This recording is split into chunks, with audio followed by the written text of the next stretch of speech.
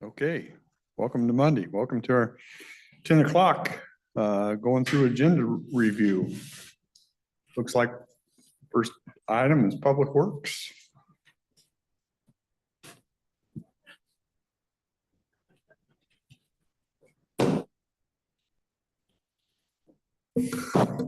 Good morning, Susan Eugenius, County Engineer.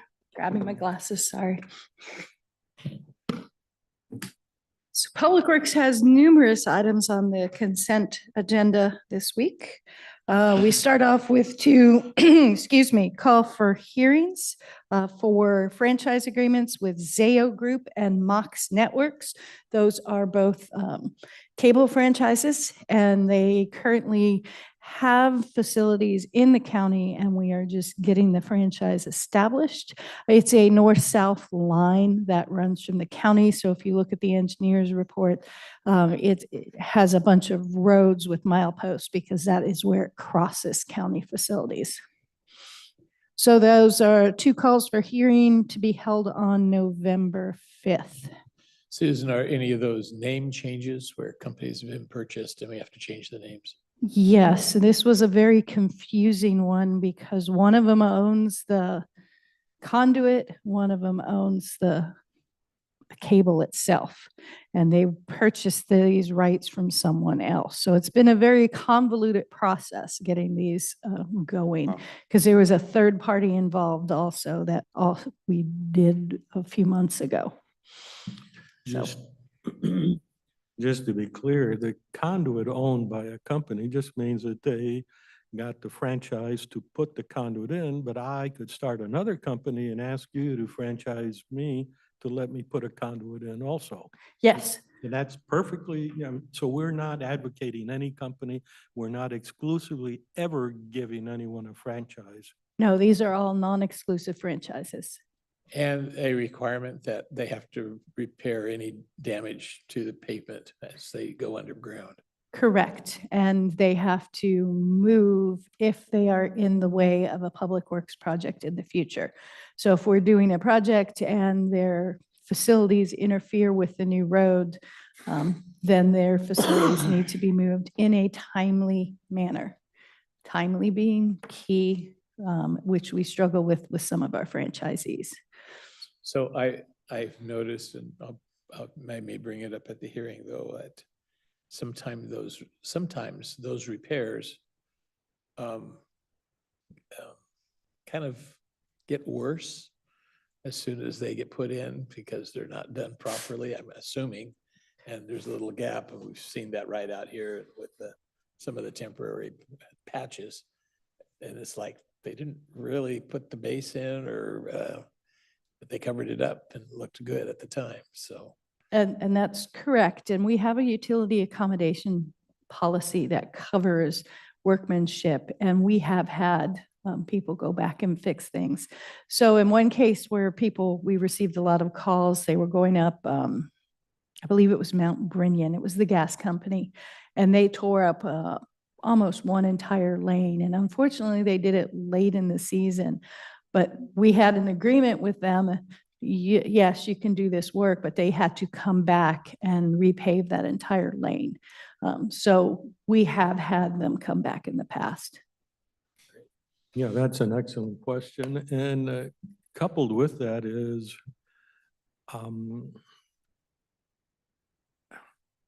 do we have a policy there?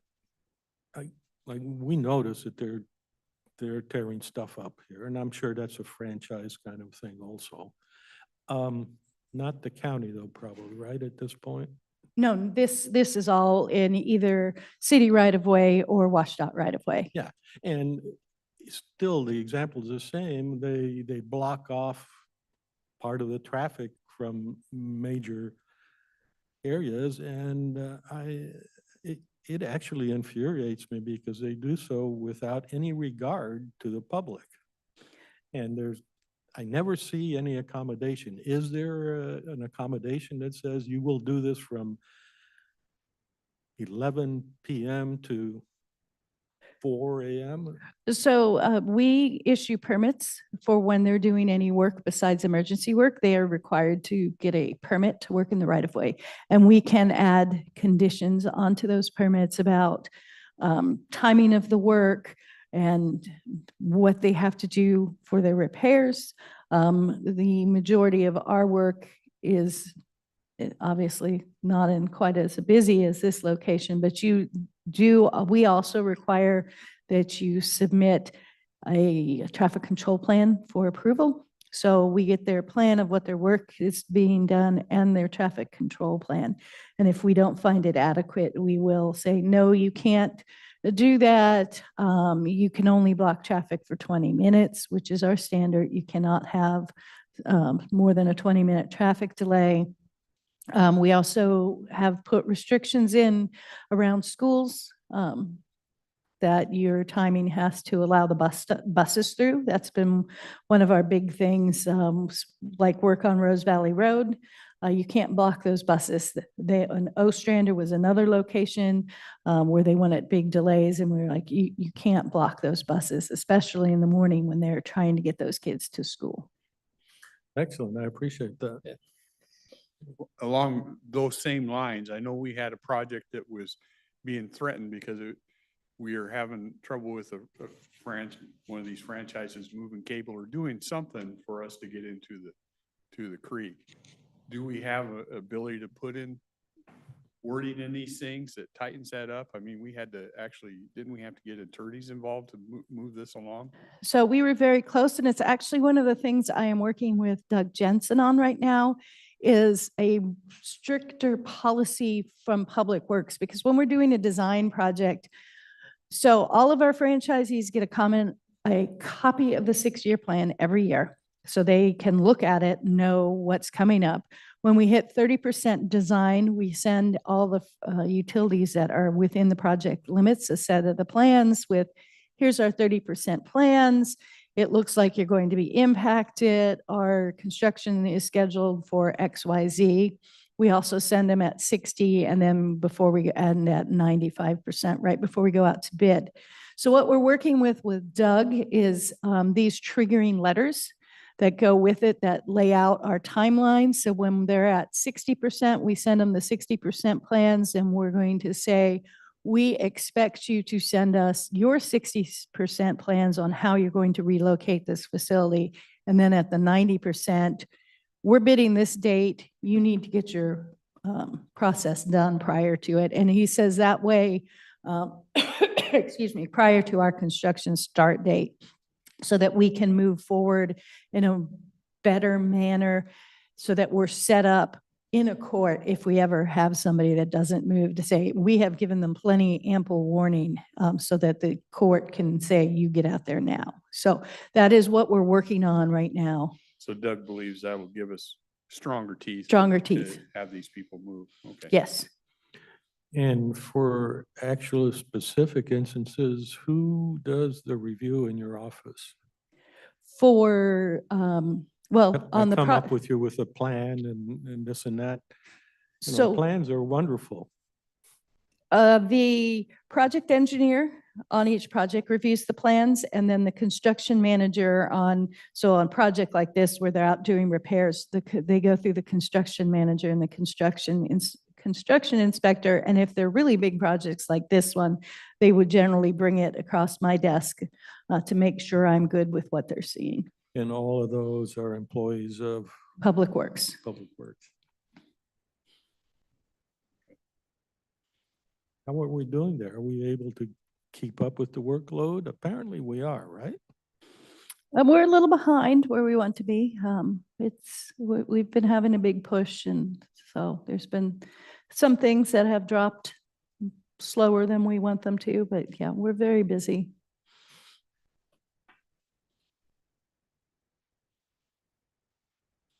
All right, let's see. What else do we have for you guys this week? Meters. Meters, yes. So we have the request for proposal for the purchase of the residential water meters, which we've discussed with you for ARPA funding. We have a grand total of about $1,250 meters, most of them being 3/4 inch meters, which is your standard home meter, and a handful both of 1 inch and 2 inch meters. If I remember right, these things will save some labor costs because they don't have to be hand read, right? Correct. They'd be able to drive by with the computer and they'll That's correct. plug it in, download it, and Mhm. save some money on that. And this request for proposals is, it's not, we're looking for all types of reads. When I say that, all types of virtual reads, so maybe there's equipment out there that we can get it just downloaded to our employees' phones. Maybe there's no drive-by component. So we're really looking at what's the best possible product through this request for proposals.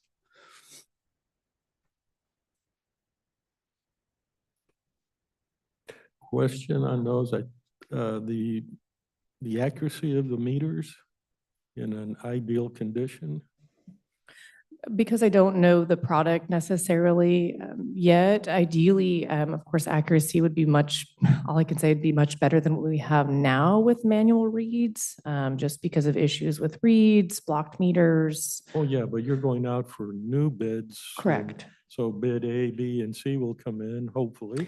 Yeah, And you'll say bid A is cheaper, but it's not accurate enough. So I'm Correct. asking what the accuracy spec might be. I wasn't here when it hit the agenda, but I think the scoring mechanism. Did she include the scoring to, okay. If you want, you can answer that in the morning tomorrow. Okay, Yeah. will do.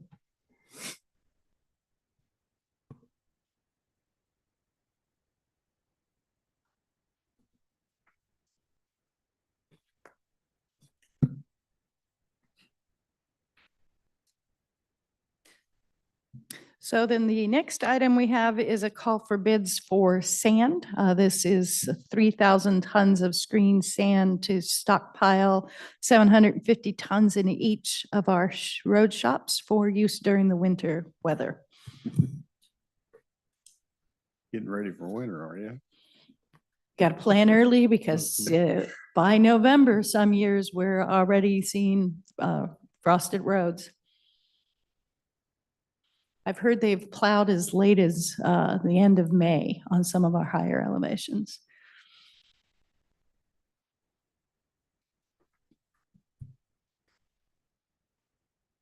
All right. To ask you something, Sean? I'm all prepared. Yeah, got nothing, yeah.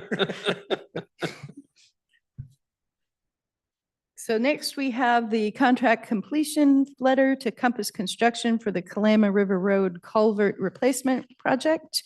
The project came in well under bid, and the construction came in under the initial budget. So the engineer's estimate was $173,500, and the final cost of the project was $102,326.29. That doesn't happen very often. It does not, and we're always happy when it does happen.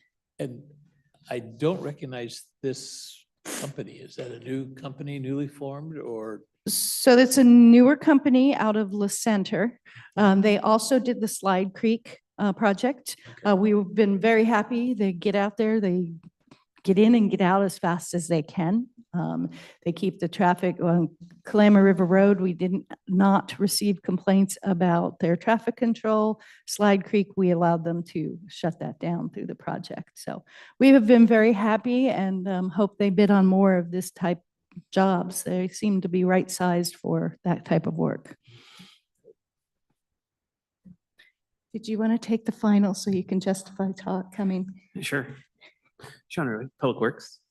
Item 7, we have a bid award to Titan Earthworks for one-time purchase of HDPE pipe for the cost of $34,870.24. This is the bid we opened last week.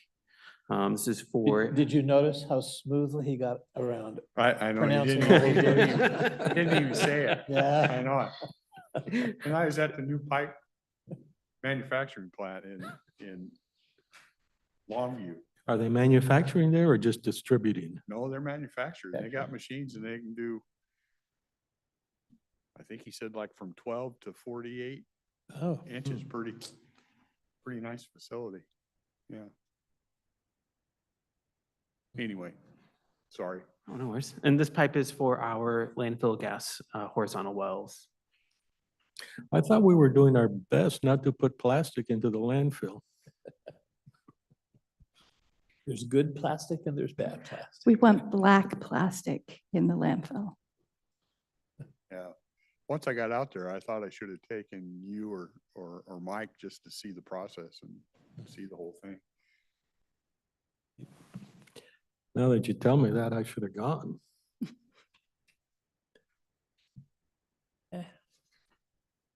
Did you remember what the basic materials they use to make the polyethylene? Oh, I'm sure he talked about, he showed us some of the stuff, but I couldn't tell you the scientific names for it, but they also, It was a trap, you know. yeah, they also on their, what they, you know, they'll have a section they cut off or whatever, and they throw that in a deal and it can be reused. They can recycle and they can take recyclables, other stuff and do it. They have to watch it because not all recyclables are the same and they try to keep the mixture, but it uses, I thought it was pretty clean and pretty impressive, yeah. They must have a lab on the premises, right? They have people there that test the stuff and make sure that it's thickness and weight. It has machine that each, like a 20-foot section of 20-inch pipe should weigh somewhere in this area. So they know the density of their plastic. They don't want weak areas and different things. Do they use any x-rays or? I didn't see any x-rays. They may, in the newer building, they have a lot newer equipment and it tests a lot of stuff as it's going through. It may. It was kind of hard to hear. We were in a pretty good group and the machines were running, so it was hard to Yeah. keep track of everything, but I thought it was interesting.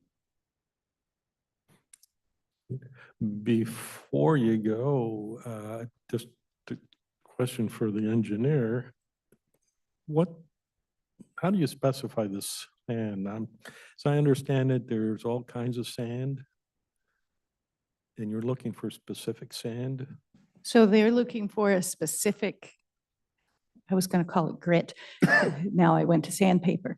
So yeah, they're looking for a specific cleanliness and size particles. So they pull a WashDOT specification that meets what is commonly used on roads. And then we try and sweep up as much as we can and then screen it and reuse it. But it doesn't have to come from any particular place, like the stuff that came out of Mount St. Helens didn't seem quite, it's not the same as the beach sand or the sand along the river necessarily. Some of it you can use with concrete or with cement, Right. and some you can't. I don't know what the difference is between them. So it's all particle size and chemistry. That's where I'm driving. The chemistry for the concrete more than for our application, it's particle size so that you get the traction and the friction built up. But for concrete, it has to do with the chemical composition. So when they put it in with the fly ash and the cement, and so that it doesn't react negatively. Yeah.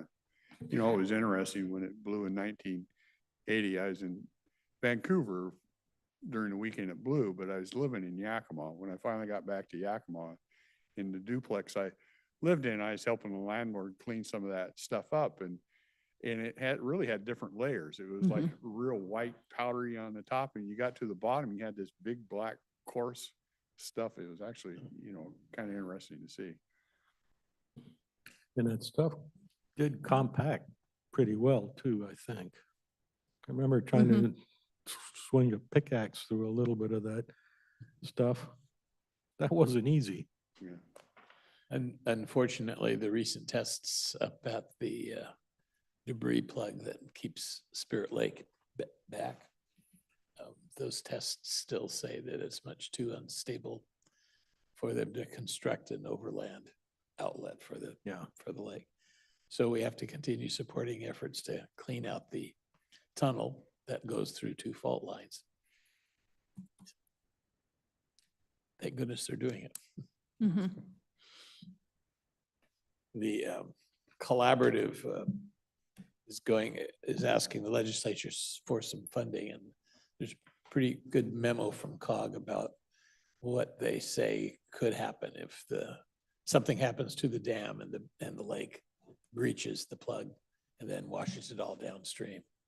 It doesn't look pretty at all for us in the lower valley. So the efforts are absolutely necessary.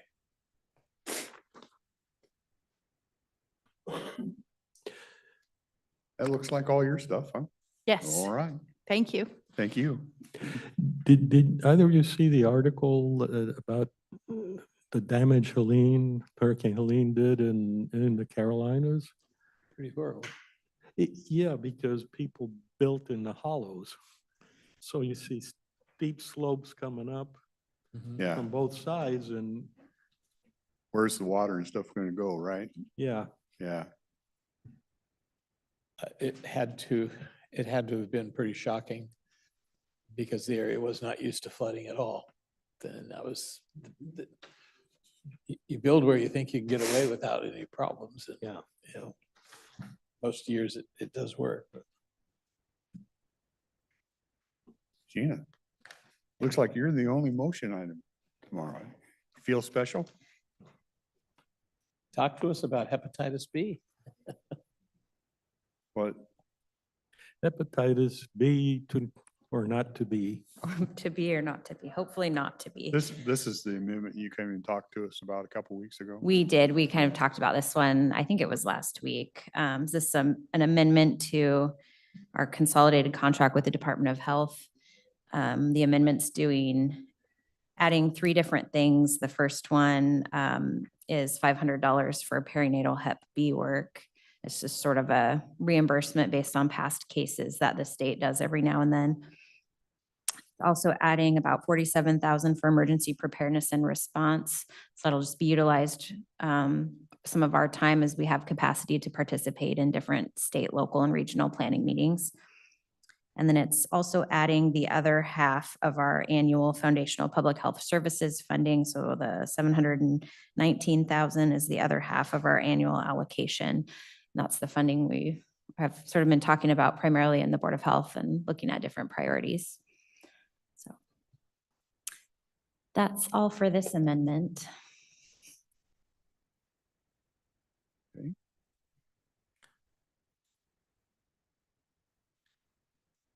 I have a question for you, and it's really not on this. I think you covered that pretty well when you were in here before. When we do, kind of a general question, when we do contracts and we're giving out money, we say, okay, we're gonna give whatever out of document recording fees, and we sign a contract with an entity, whatever entity it is. How strong is it how strong is the auditing to make sure that that is done correctly and stuff, or what kind of teeth do we have if we ever came upon something that we didn't think was done correctly? What kind of teeth do we have to check that? Yeah, so we do annual site visits with the providers. Well, let me back up a second. When we first enter into a contract, especially if it's a new provider, we'll work with them really closely on what is reimbursable and what's not, so they know kind of what, when we say program supplies or something like that, we'll work with them really closely on what that means. The same with staff time and what that looks like, what's reimbursable, what's not, and what's expected for the backup documentation so that they can verify the expenses, which is what we would get asked if the state auditor comes down and wants to verify those expenses, we would have to produce certain things. So we make sure the provider understands what those things are as well. And with a new provider, we'll look at the backup for the first month or two, just to make sure we're all on the same page going forward with what that looks like. And then at some point in the contract period, we'll do an annual site visit where we're looking at the requirements of the contract or the program that we're providing funding for to make sure that they're doing what is outlined in the contract and the way that it was expected. If we do run into issues, then we work with the provider on resolving those. That in the past, we have found, some, and we've had to require some payback or changing things as we go forward, those types of things. So that does happen occasionally. And then at any point, if we have a concern or have questions, we reach out. We always have access to further information with the providers that we can take a look at any time. So do we have people on staff that have the ability to audit numbers? I know you have the ability to say, Mhm. okay, you need to spend these to this, and then you can look at the receipts and see that. But I mean, to Mhm. actually audit numbers and make sure, or if, and I don't know that we do, that's pretty spendy person to keep along. Does the contract give you the ability to, if you really felt, and I don't know that county's ever had this, but if you really felt there was issues, that you could have an independent audit done, an outside firm? Possibly. I think it would depend on kind of what concerns we had, what that looked like. We certainly have the ability to do, any level of auditing on the funds that we're providing. So, whatever that might need to look like, depending on the concern, we can try to figure that out. We, for the staffing that we have to do these audits, it's, we're able to verify the expenditures to make sure that the money is being spent on what it is supposed to be spent on. Beyond that, we may need some outside help, but it really would depend, I think, on the concern and what Yeah. we'd be looking I at. don't know what the others think, but I think it's probably decent practice to have in our contracts that we have the ability, if it came to that we would be able to pull an outside independent audit to really delve into transactions to make sure the transactions recorded as it should be type thing. Yeah, some of the providers, if they accept federal funding, are held to a single audit standard as well. So they have that kind of separate requirement, and that we Yeah. do pass that language down in contract when it's applicable. But it's not always, that federal standard is not always applicable if there's not federal funds involved. But We always, many times would have an independent audit come in and look at the same things we're looking at. It's basically because as a financial institution, we wanted to make sure that everything was upfront and we were doing the right things. And I would expect the same of anybody that we're giving money to. Because I think the state, if we're not giving it outright, they would have problems with us, right? yeah, and we sort of take the same, we get audited by the state auditors, right? And so we kind of take that same mindset with and carry that through with the providers as well. Like, we know what will be asked of us when the state audits us. And so we want to make sure the providers that we're looking at the providers at that same level as well. So of the 4 housing projects we've contributed to with our document recording fee, 1 has not started construction at all yet. That's the one in West Kelso. I think Campus Towers is done. And Sunrise is in process, right? somewhere Frank's project is underway. And I had occasion to be out near 38th and Pennsylvania. And that is coming along, although that was supposed to be completed in May, and they've had some delays. And explained because it's probably 2/3 of the way done. But they're getting second stories put on for the townhouse portion. Looks pretty impressive. They had some delays because the city had to do some street repairs and some sewer line repairs that kind of slowed things down out there. But once again, I'm not saying anybody's doing anything wrong. I just think it's a good practice that we kind of protect the taxpayers' money, that if we felt something was wrong, then we'd have at least have the ability to ask for an independent audit to come in.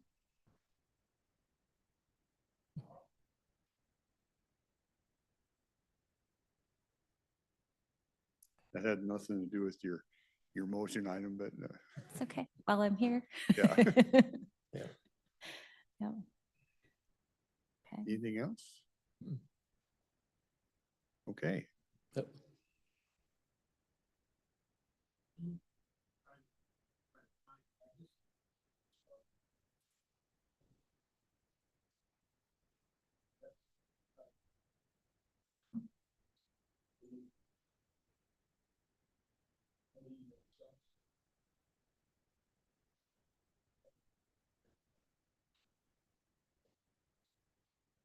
Mm. I don't think I've seen that one. It's be a federal HHS person.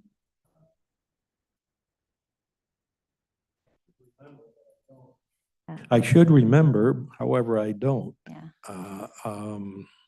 I was asking about a post I had seen where an actual health employee from one of the Mm. states actually was questioned and said, I regret, or something like that, I regret that I no longer can trust Oh, information that comes from the CDC. the CDC, the experts. Hmm. And I wondered if you had seen that. I'll try and find it and I'll have to email it look, to you. yeah, Google it. Um, Anything else for Gina? No. Okay. Okay, thanks, you. Gina. Couple things for us. We have a resolution on there. We're revising the Citizen Ad Hoc Advisory Board. Did you guys get a chance? I looked through it and I didn't really see anything that made any. Most of it was saying BOCC instead of Board of. Yeah. Just Clar- looked like clarifies some, it. language cleanup for the most part.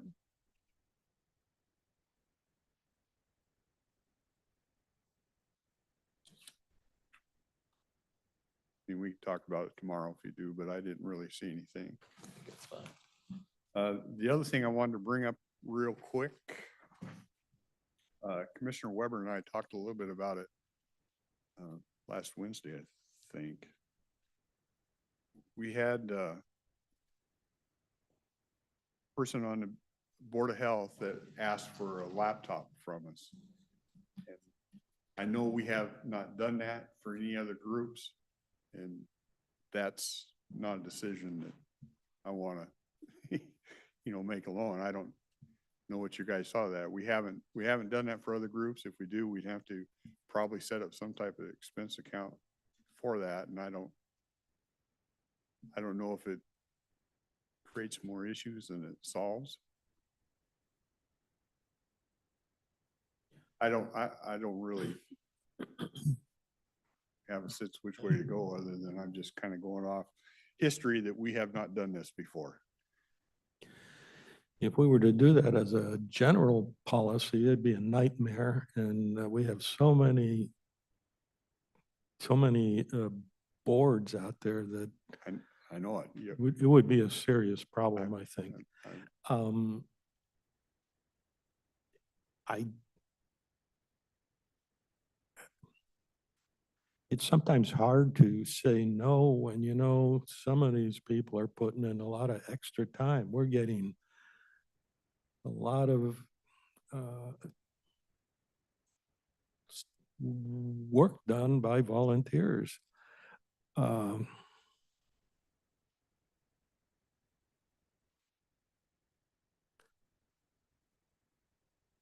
If we were to do something like that, I think we'd have to constrain it significantly, like only the chairman of the board gets a laptop. And I'm not even sure that would make sense. And I guess fundamentally, the question is, what is the purpose of the laptop? Like, when I leave the premises here, I leave my laptop in my office. Yeah, And I've got my machine at home, and I spend most of my time on that machine yeah. at home rather than on this laptop. I can tell you why the requests come in, but I'm not trying to pick on anybody. They don't like having to, updates. They don't want to keep updating their personal computer so they can get the emails. Updating? Am I saying that correct? To access the county email, the computer needs to be on a certain functioning system. And it's 2 hours.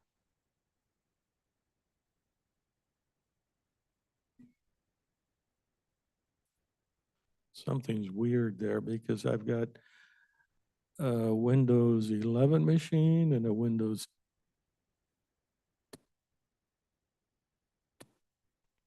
10 machine, and I access my email. I don't do a VPN. There's virtually no reason for anybody to do anybody outside to do a VPN. I don't know if it makes a difference, but it's a MacBook. So it's the iOS operating system. I know it's a necessary nuisance that the fob that I always keep handy here. Anyhow, it's here somewhere.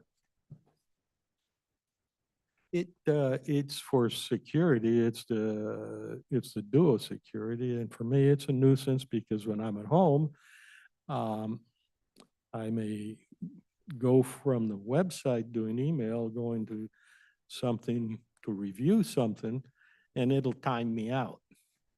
And I gotta go log in again. Well, and that's a nuisance. Here, I don't get logged out. But other than that, I'm pretty familiar with that you don't really need a laptop, but Yeah. And I think I'm just I would just leave it at that unless we had a desire to work on some fairly strict policy that would, I don't know, it just seems like a big can of worms. it is a can of worms. I found it. Yeah.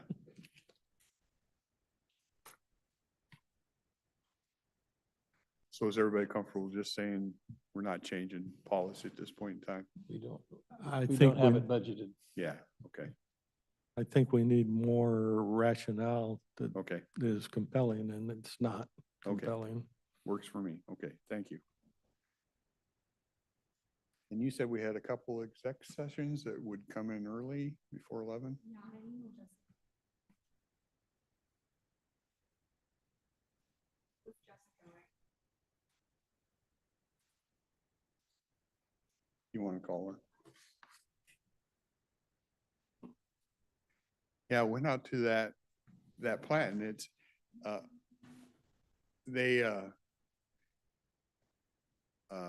metal recycling place was there before.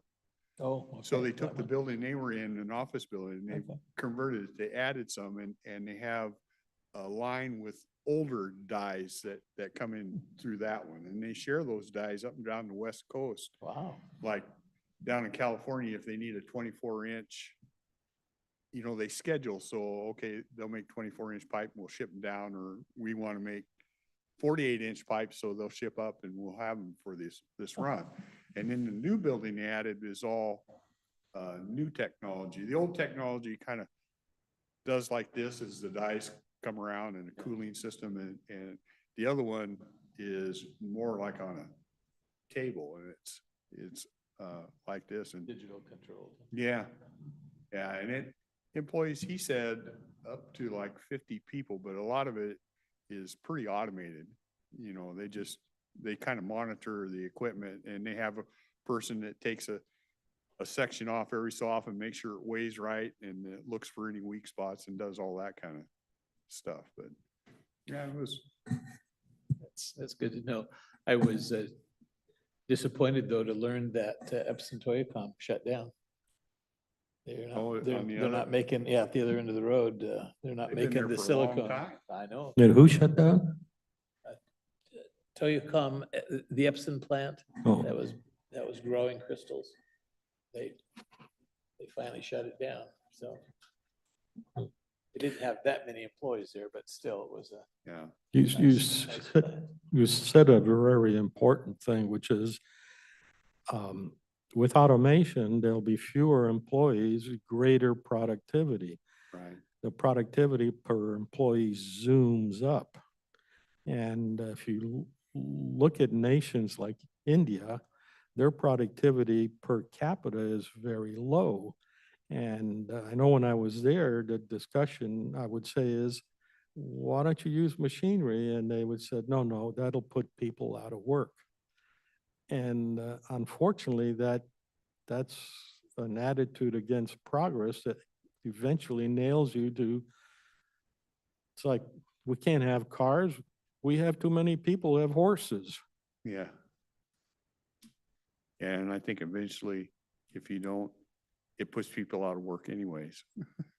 Well, I think, I think something fundamentally has changed in India, though, in the last several years, because its economy has been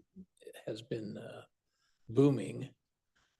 That doesn't necessarily mean their wages are up to our standards, but I know that they used to have a socialist government, and they've had a more capitalist-oriented government. I think for the last almost 10 years now. And, you know, they've had a lot more growth. I They've would got an like, awful lot of people in Oh. relatively small area that I'm Yeah. sure still has I huge would, problems, but. I would like to believe that that's the case as you reported. Way back when a good friend of mine was from Cal, Calcutta, and he emigrated to the United States. That's where I met him at Qualcomm, and he, very smart guy, has a couple of PhDs and all kinds of stuff. And my first trip to India was prefaced by several of the Indians on staff saying how wonderful India is. And I went back there and I saw it's got a serious boatload of problems, including attitude. And their attitude isn't going to change on any decade time scale. It takes a lot longer than that. And when I came back, I asked my friend, well, he said, well, what would you talk about if you were from India and you had nothing good to talk about? You wouldn't talk about it. You'd only say the good things. And I just, I didn't see any difference between Pondicherry, which was a French colony on the Bay of Bengal, versus any place else around there. It's really, anyhow. So But when you were there, it was still under the new Congress Party. They had pretty tight control of that, Gandhi's party and Nehru's. yeah, the thing I'm trying to dissuade you from is concluding too strongly, because it takes a lot to change a culture. They had, when I went there was like year 2000, and compare that to the 1950s in Latin America. And I even had a friend of mine who did a lot of business travel, and he did quite a bit of travel into Nigeria. And then he went to India, and he said he'd rather go to Nigeria. You know, what we see here is very seldom what you see from the land, but itself. But this productivity issue is really pretty important. And it also means that when you're going to school, you really want to understand what the new technologies are.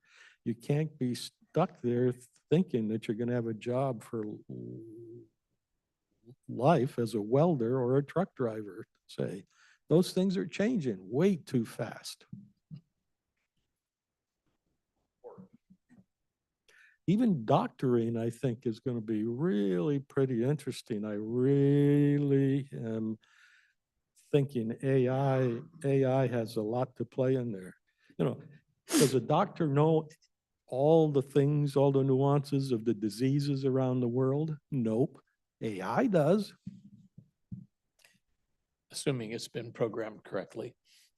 Yeah, I mean, there. there's a risk there, and I couldn't be more fearful than, I could be more, I don't know that I could be more fearful than you, that AI is going to be way too dangerous. But nevertheless, it's like nuclear energy. You can blow yourself up or you can make good energy out of it. All depends whose hands are in it, right? Yeah. Yeah.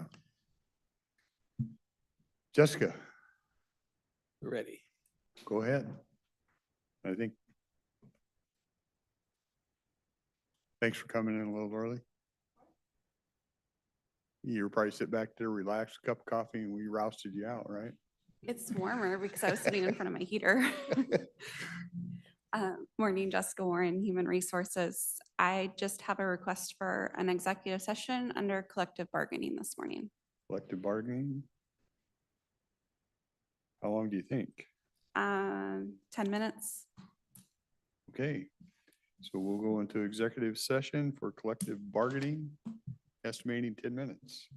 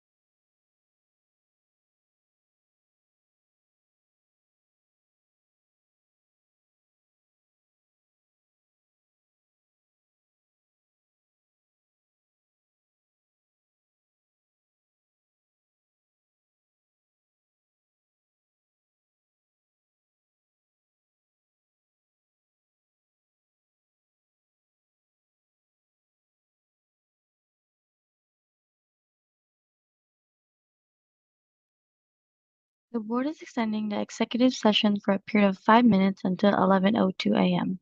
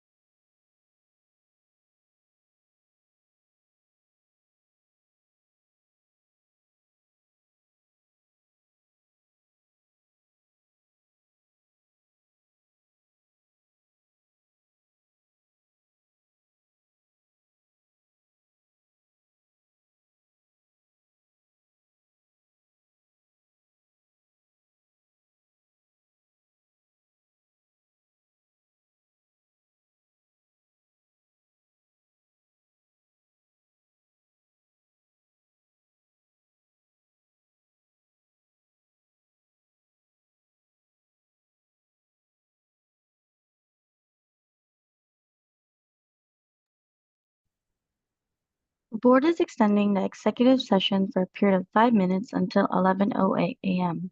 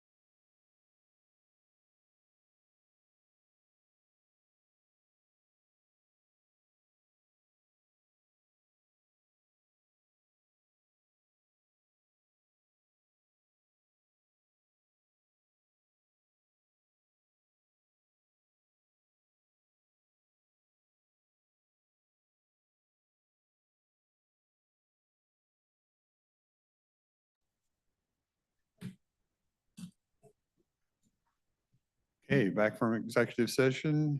No decisions were made. We have something. Go ahead, Kathy. Yes, Kathy Funk Baxter, Finance Director. A few weeks ago, when we were talking about asking permission to approve COLA increases for our non-represented, I failed to bring forward a request to increase our non-represented employer health insurance contract contribution by $50 a month to $1,900, and which represents, it's consistent with what we've already seen in our non-interest arbitration represented groups. And this is for the budget for 2025. I'm good with that. I'm good with that. Okay, Okay, thank you. thank you. Anything else? Are you, both of you at 1:30 headed over to Family Promise? Yeah.